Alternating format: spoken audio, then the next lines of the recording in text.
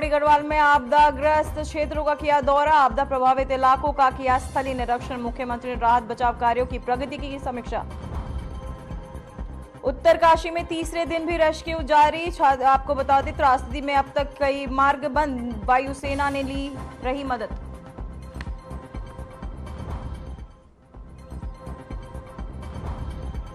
उत्तरकाशी में सीएम धामी ने की बैठक, कैंप कार्यालय में अधिकारियों संग बैठक। धराली में रेस्क्यू ऑपरेशन की करी समीक्षा।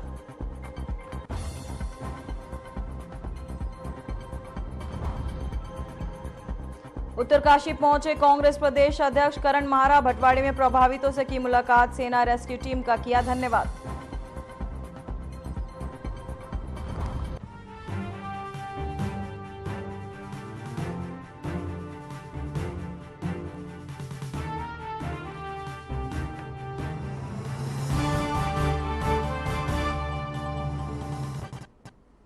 नमस्कार, मैं हूं पूजा सिंह और आप देख रहे हैं हमारा अपना उत्तराखंड का ये खास बुलेटिन। चलिए बुलेटिन की शुरुआत करेंगे आज की कुछ खास बड़ी खबरों के साथ। उत्तरकाशी में बादल फटने और भारी बारिश के कारण बड़ा नुकसान हुआ। मुख्यमंत्री पुष्कर सिंह धामी ने बताया कि पूरा क्षेत्र प्रभावित हुआ है और सड़क मार्ग भूस्खलन की चपेट में आ गया। अब तक 274 लोगों को सुरक्षित बचाया जा चुका है, जिसमें से 190 को पहले ही दिन रेस्क्यू किया गया था। राहत और बचाव कार्य तेजी से जारी है, सेना भी इसे सक्रिय रूप से शामिल हुई। प्रभावित क्षेत्रों में खाद्य सामग्री भी भेजी जा रही है। बहुत बड़ा नुकसान धराली में हर क्षेत्र में बहुत नुकसान है और पूरा का पूरा क्षेत्र तबाह हो गया है। और उसके कारण से जो भारी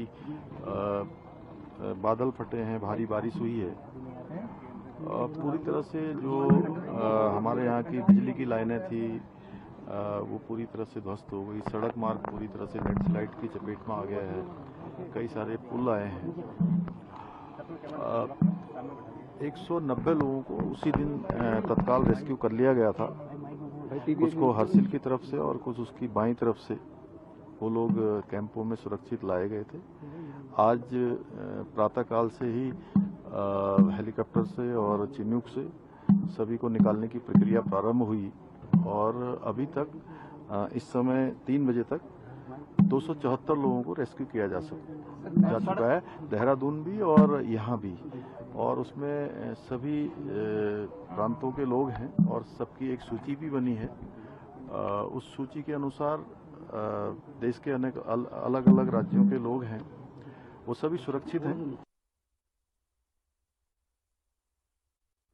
तो वहीं उत्तराखंड के मुख्यमंत्री पुष्कर सिंह धामी ने पौड़ी गढ़वाल में आपदाग्रस्त क्षेत्रों का दौरा किया। इस दौरान उन्होंने आपदा से प्रभावित इलाकों का स्थलीय निरीक्षण भी किया है। वहीं मुख्यमंत्री ने राहत और बचाव कार्यों की प्रगति की समीक्षा की और मौके पर मौजूद प्रशासनिक अधिकारियों को आवश्यक दिशा निर्देश भी दिए। साथ ही उन्होंने प्रभावितों से मुलाकात कर उनका हालचाल जाना और भरोसा दिलाया कि सरकार हर संभव मदद पहुंचा रही है।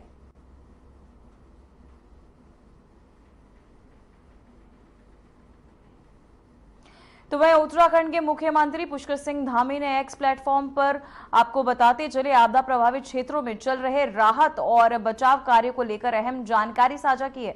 उन्होंने बताया कि आपदा प्रभावित क्षेत्रों में फंसे अन्य राज्यों के लोगों को भारतीय वायु सेना ने चिनूक हेलीकॉप्टर की मदद से जॉली ग्रांट एयरपोर्ट देहरादून सुरक्षित पहुंचाया जा रहा है। वहीं आपको बताते चले पौड़ी गढ़वाल का आपदाग्रस्त हो चुका है, जिसको लेकर सीएम पुष्कर सिंह धामी ने एक्स पर ट्वीट कर तमाम जानकारियां भी साझा की हैं।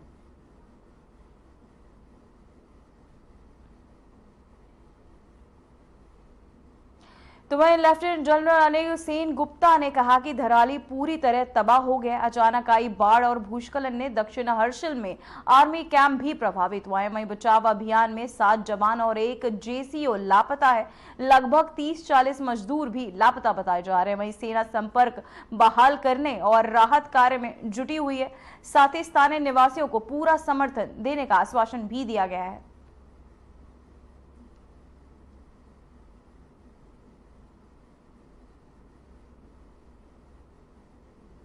5 तारीख को तकरीबन 1:45 बजे हर्षिल नाम के गांव में, जहां पर मैं हूं अभी, धराली के पास एक मडस्लाइड और एक फ्लैश फ्लड आया।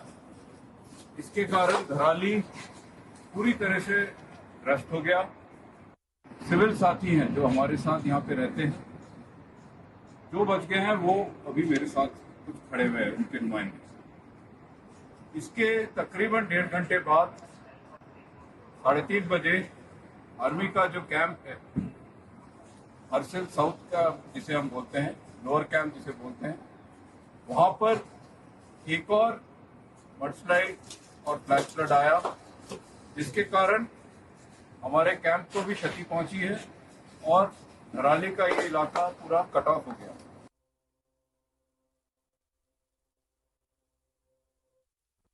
तो वहीं हरिद्वार शहर में बरसात के दौरान होने वाले जल भराव की समस्या से स्थायी निजात दिलाने के लिए प्रशासन ने 77 करोड़ रुपए का बड़ा प्रोजेक्ट जो है तैयार किया है। इस संबंध में डीएम मयूर दीक्षित के निरीक्षण के बाद सिंचाई विभाग के विस्तृत परियोजना रिपोर्ट शासन को भेज दी है। वहीं आपको बता दें कि सिंचाई विभाग के अधिशासी अभियंता ओम जी गुप्ता ने बताया कि भगत सिंह चौक और चंद्रयार्ड चौक में जल भराव की समस्या स्थायी समाधान के लिए 30 करोड़ रुपए, जबकि ज्वालापुर अंडरपास के लिए 47 करोड़ रुपए का डीपीआर बनाई गई है।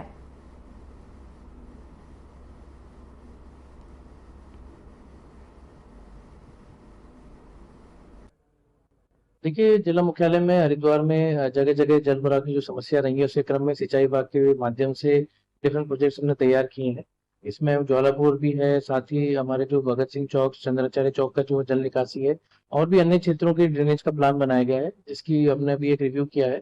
इसमें टॉप प्रायोरिटी के जो प्रोजेक्ट्स होंगे उसके लिए हमने विभाग को बोला है कि समस्त अन्य एजेंसी से एनओसी ले लें, और सभी से एनओसी लेकर उसको शासन को तत्काल प्रेषित करेंगे, जिससे कि इन जल भराव की जो सिचुएशन है इसका एक परमानेंट इलाज निकले।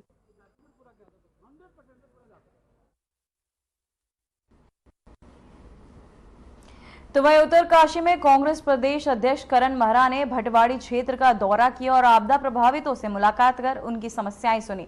उन्होंने प्रभावितों को हर संभव सहायता का भरोसा दिया। इस दौरान करण महरा ने राहत एवं बचाव कार्यों में लगे सेना और रेस्क्यू टीमों का धन्यवाद करते हुए उनका हौसला भी बढ़ाया। उन्होंने कहा कि प्रशासन और सभी एजेंसियां मिलकर तेजी से राहत कार्य कर रही हैं, ताकि प्रभावित लोग जल्द से जल्द सामान्य जीवन की ओर लौट सकें।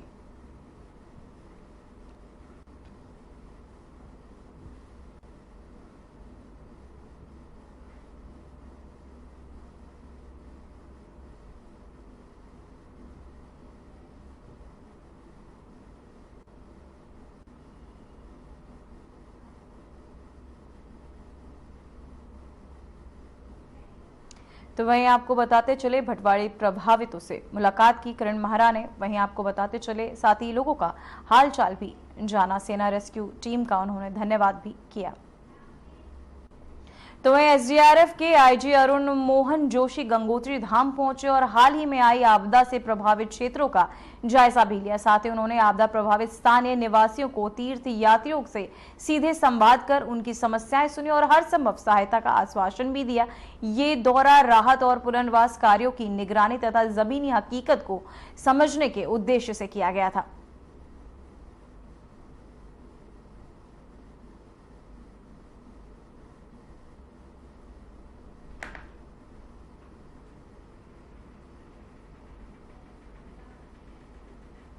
तो वहीं उत्तरकाशी जिले के हर्षिल और गंगोत्री क्षेत्रों में तीर्थ यात्रियों का सफल रेस्क्यू अभियान चलाया गया।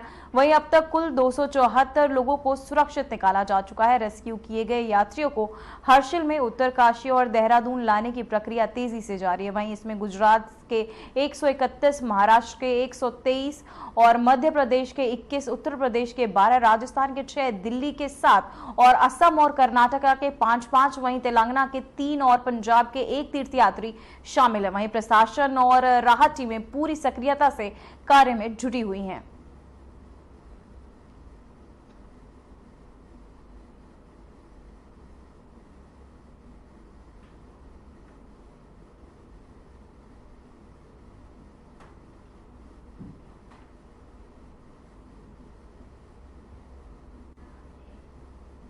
तो वही देहरादून से इस वक्त की बड़ी खबर सामने आ रही है, जहां पीपल कोटी के पास बड़ा भूस्खलन से बंद हुआ बद्रीनाथ मार्ग। 30 मीटर सड़क मलबे में समाई। वहीं यात्रियों ने से सतर्क रहने की अपील। राजमार्ग बहाल करने का प्रयास जारी। तो वहीं आपको बता दें, देहरादून से इस वक्त की बड़ी खबर जो है सामने आ रही है, जहां पीपल कोटी के पास भारी भूस्खलन हुआ है, जिससे बद्रीनाथ मार्ग बंद हो गया। करीब 30 मीटर सड़क मलबे में समा गई। वहीं प्रशासन ने यात्रियों से सतर्क रहने की अपील की है और राज्य मार्ग को दोबारा खोलने के प्रयास तेजी से जारी है। साथ ही राहत और को बहाली करने के कार्यों में टीमें जुटी हुई है।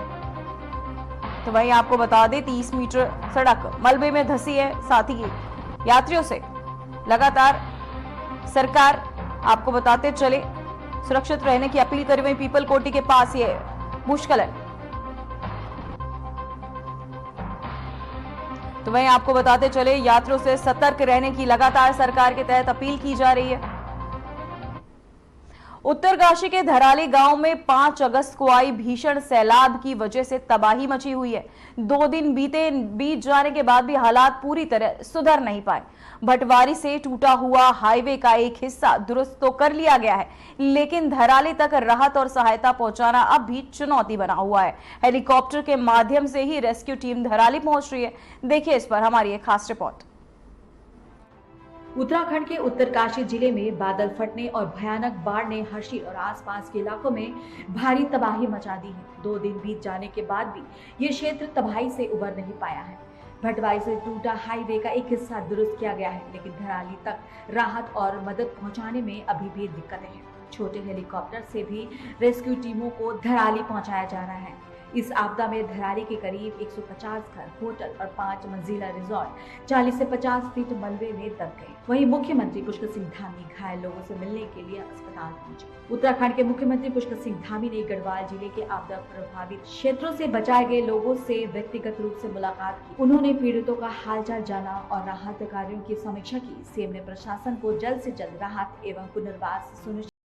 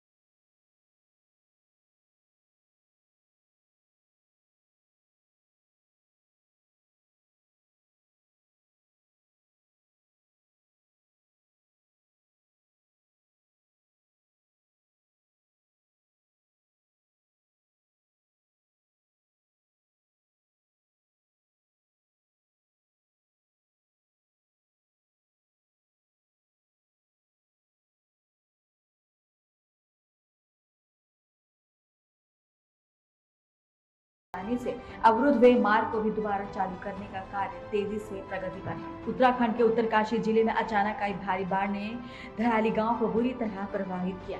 एसडीआरएफ, एनडीआरएफ और आईटीबीपी के जवान जमीन पर सक्रिय होकर फंसे हुए लोगों को बचाने का कार्य कर रहे हैं। इस आपदा की गंभीरता को समझने और बचाव कार्य को बेहतर बनाने के लिए ड्रोन से इलाके की वीडियो बनाकर स्थिति का जायजा लिया जा रहा है। वहीं सेंट्रल कमांड के army commander lieutenant general Anidhi Sengupta ने बताया कि अचानक आई बाढ़ और भूस्खलन से धराली गांव पूरी तरह तबाह हो गया है। उन्होंने कहा कि बाढ़ के बाद फिर से भूस्खलन हुआ, जिससे दक्षिण हर्सिल का आर्मी कैंप भी नष्ट हो गया और धराली से हर तरह का संपर्क टूट गया। 5 तारीख को तकरीबन 1:45 बजे हर्सिल नाम के गांव में, जहां पर मैं हूं अभी, धराली के पास एक मडस्लाइड और एक फ्लैश फ्लड आया। इसके कारण धराली पूरी तरह से ध्वस्त हो गया। सिविल साथी हैं जो हमारे साथ यहाँ पे रहते हैं, जो बच गए हैं वो अभी मेरे साथ कुछ खड़े हुए हैं, उनके नुमाइंदे।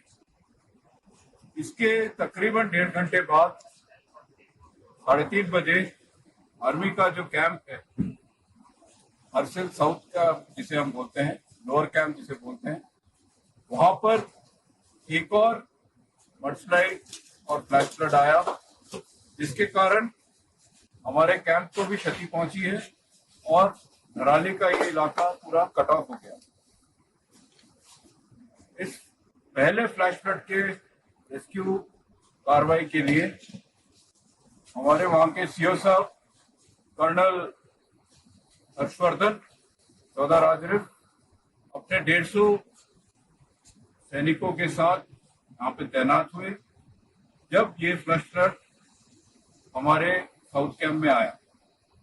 इसके कारण इंडियन आर्मी को 8 जवान, एक जेसीओ, 7 जवान का नुकसान हुआ है जो अभी तक मिसिंग।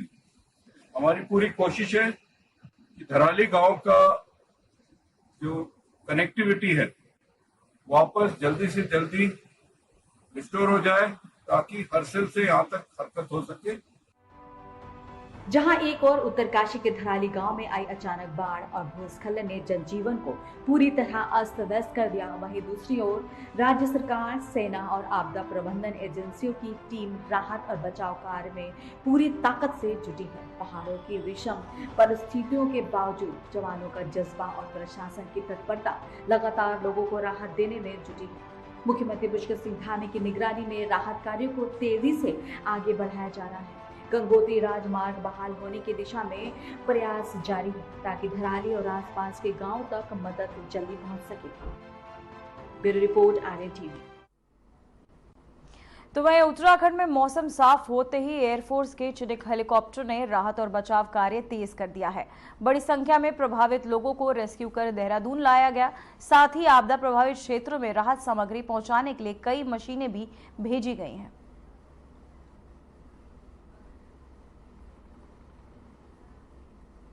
तो वही खबर पीपलकोटी से, जहां बद्रीनाथ राष्ट्रीय राजमार्ग पर पीपलकोटी के निकट एक भीषण भूस्खलन हुआ जिसमें लगभग 30 मीटर सड़क पूरी तरह क्षतिग्रस्त हो गई है। इस कारण मार्ग पूरी तरह अवरुद्ध हो गया और दोनों ओर वाहनों की लंबी कतारें लग गई। वहीं सड़क के क्षतिग्रस्त होने से केवल तीर्थयात्रियों को परेशानी नहीं हुई बल्कि स्थानीय लोगों का भी आना जाना ठप हो गया है।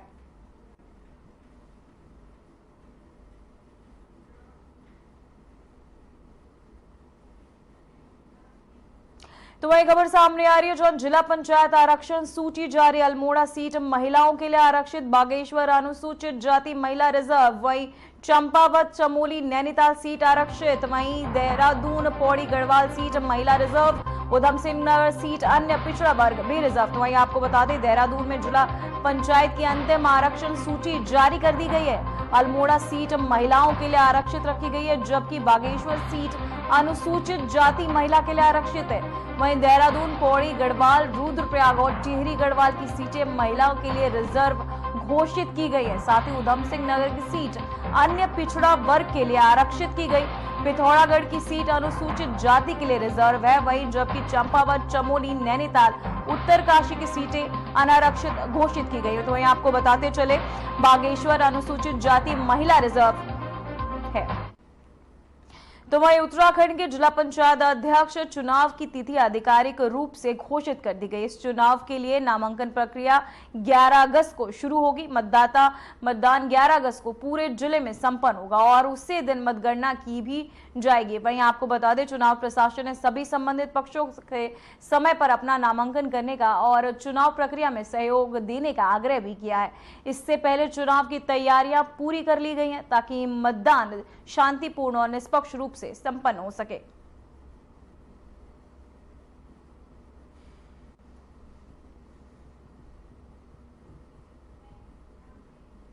उत्तराखंड एक खूबसूरत पहाड़ी प्रदेश जो अपने नैसर्गिक सौंदर्य के लिए जाना जाता है, लेकिन साथ ही यहाँ कभी कभी प्राकृतिक की भारी क्रूरता भी देखने को मिलती है। अब तक उत्तराखंड में हुए बड़े हादसों ने न केवल धरती को हिलाकर रख दिया बल्कि हजारों लोगों को की जिंदगियां भी छीन ली। आज हम आपको उन घटनाओं की जानकारी देंगे जिन्होंने पूरे प्रदेश को झकझोर कर रख दिया। आइए देखिए इस पर हमारी एक खास रिपोर्ट। उत्तराखंड प्रकृति की गोद में बसा एक खूबसूरत प्रदेश जहां हर साल लाखों पर्यटक इसकी सुंदरता का आनंद लेने आते हैं, लेकिन इस खूबसूरती के पीछे कई बार भारी तबाही भी छिपी होती है। पिछले कुछ वर्षों में उत्तराखंड में भयंकर बाढ़, भूस्खलन और अन्य प्राकृतिक आपदाओं ने यहाँ के लोगों की जिंदगियों को तहस नहस कर दिया। इन बड़े हादसों ने न केवल असंख्य जानें ली, बल्कि घर बार और संपत्ति को भी भारी नुकसान पहुंचाया। ये घटनाएं हमें प्रकृति के प्रति सतर्क रहने और बेहतर तैयारियों की जरूरत की याद दिलाती है।